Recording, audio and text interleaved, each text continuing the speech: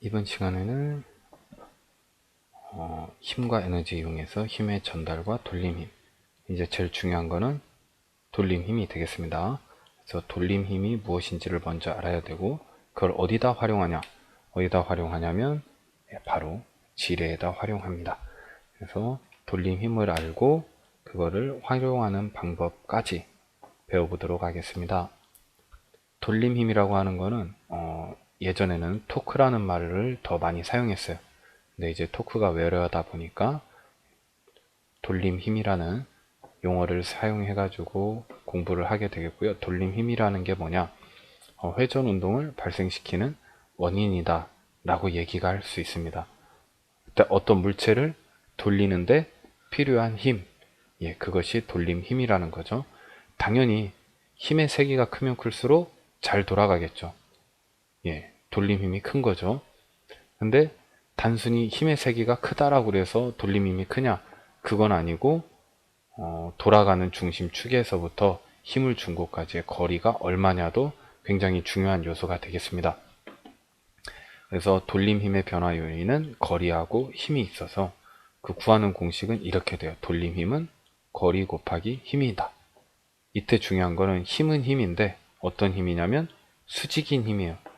누구의 수직이냐면 이 거리의 수직인 힘입니다.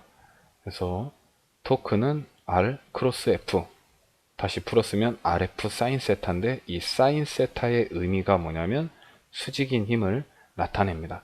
근데 물리완 과정에서는 거의 대부분이 수직인 힘만을 가지고 문제 상황을 주기 때문에 사인 세타 요소를 거의 고려하지 않아도 됩니다. 가끔 나오기는 하는데, 그때 뭐만 알고 있으면 되냐면 힘이 거리에, 힘을 받는 물체의 면에 수직이다 라는 사실만 인지하고 있으면 되겠습니다. 그래서 여기에 이렇게 막대기가 있는데 여기가 중심축입니다. 여기가 축인데 내가 이쪽에서 힘 F를 가지고 밀었어요. 그럼 연태까지는 그냥 이런 식으로 공부를 했었죠. 내가 힘을 줬다. F는 MA다. 질량이 M인 물체에 힘을 주면 얘는 가속도 A를 갖고 운동을 하게 되는데, 이거 같은 경우에는 얘가 A의 가속도를 갖고 날아갈 수가 없어요. 왜냐하면 여기에 축에 고정되어 있기 때문에. 그래서 이렇게 힘을 주면은 얘는 자연스럽게 이쪽으로 돌아가게 되겠죠. 근데 이때 중요한 게 뭐냐면 힘의 크기도 물론 중요하지만 이 축에서부터 거리가 얼마냐, 이 굉장히 중요하다라는 거죠. 그래서 저 거리, 이 거리하고 힘하고 두 개를 곱한 값을 갖다가 뭐라고 얘기하냐면 이걸 갖다 돌림 힘이다 라고 이렇게 얘기합니다. 근데 중요한 거는 뭐냐면 이 힘이 이 면에, 힘하고 면이 각도가 90도 수직이 되어야 된다라는 거죠. 수직이 아니고 만약에 이렇게 비스듬히 된다면은 그때의 이 사이각, 면하고의 사이각, 이 사이각의 사인 세타 값을 여기다 집어넣어 주면 되겠습니다.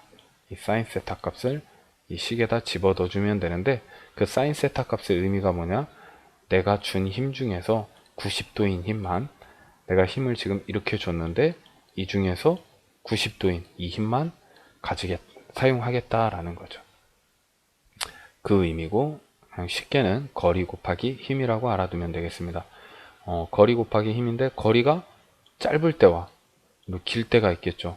힘의 크기가 같다면 당연히 거리가 길 때 돌림 힘이 크다.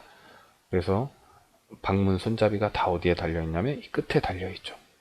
중간이나 아니면 이 중심축에 가깝게 달려있으면 얘를 돌리기 위해서 필요한 토크가 정해져 있는데, 거리가 이게 가까우면 당연히 뭐가 커야 되냐면 여기에서 작용하는 힘이 더 커져야 되기 때문에 쉽게 문을 열려면 손잡이가 이 끝에 달려 있어야 된다라는 거죠. 그게 돌림 힘입니다. 이 돌림 힘이 어디에 사용되냐? 가장 흔하게 사용되는 게 지뢰예요. 지뢰는 이미 수학 시간에도 배우고 중학교 때도 언급이 되었던 내용이기 때문에 쉽게 알 수 있는데, 가장 쉽게 하면 이거죠. 무게가 힘이죠. 받침점, 여기 중심축으로부터 거리가 이쪽은 B, 그 다음에 이쪽은 A입니다. 얘는 힘이 F예요. 그럼 어떻게 되냐? 돌림 힘을 구하려고 그러면 힘 곱하기 거리, 이쪽도 힘 곱하기 거리. 근데 그 두 개 값, 힘 곱하기 거리한 거, 오른쪽에서 힘 곱하기 거리한 값이 같다 이거죠. 같다. 그러면 이 무게하고 F하고 누가 더 크냐? 라는 걸 알 수 있겠죠. 누가 더 크냐면 무게 W가 더 크겠죠. 왜냐하면 이게 지금 그림상으로 이 B의 값이 이 A의 값보다 작기 때문에. 하지만 이 두 개를 곱한 값은 같다 라는 게 핵심이죠. 근데 보면은 이쪽에 이 삼각형하고 그 다음에 이쪽에 있는 이 삼각형하고 닮음이 됩니다. 닮음이기 때문에 B 대신에 H, A 대신에 S를 넣어줘도 식이 성립해요. WH 곱하기 FS. 근데 이렇게 구해놓고 나니까 FS 뭐가 되냐면 바로 1이 되죠. 1. WH 살짝 다르게 쓰면 뭐라고도 쓸 수 있냐면 MGH. 이게 뭐가 되냐면 위치 에너지가 되죠. 그래서 내가 해준 일의 양과 이쪽에서 증가한 위치 에너지의 양이 같다. 이렇게 에너지 차원에서 해도 수식이 성립하고 돌림힘 차원에서 얘기를 해도 수식이 성립을 합니다. 근데 핵심은 지금 이 돌림 힘이니까 핵심은 뭐냐면 이거죠. W 곱하기 B 한 것과 F 곱하기 A 한 값이 같다. 그러면 이런 문제를 한번 풀어볼 수가 있습니다. 이쪽에는 힘 F1인데 거리가 더 멀고 이쪽은 그것의 절반의 F2를 줬어요. 근데 사용된 물체의 질량은 같고 물체가 올라간 높이 H도 같습니다. 그랬을 때 F1과 F2, W1과 W2 누가 더 큰지 비교해봐라 이건데 일단 W1, W2 한 일의 양은 어때야 되냐? 이쪽에 있는 위치 에너지의 증가량과 같아야 되기 때문에 가하고 나해서 위치 에너지의 증가량이 같죠? 질량 같고 높이 같으니까 같습니다. 그래서 W1과 W2는 같다 이거죠. 같다. 근데 F1하고 F2는 뭐냐면 그 값이 요거 곱하기 F1 한 것과 요거 곱하기 F2 한 것이 같아야 되겠죠. 근데 얘가 더 기니까 F1하고 F2를 비교해보면 누가 더 크냐면 F2가 더 커야 된다라는 거죠. F2가. 왜? 팔의 길이가 짧으니까. 얘는 팔의 길이가 기니까 F1은 작고 F2는 크다.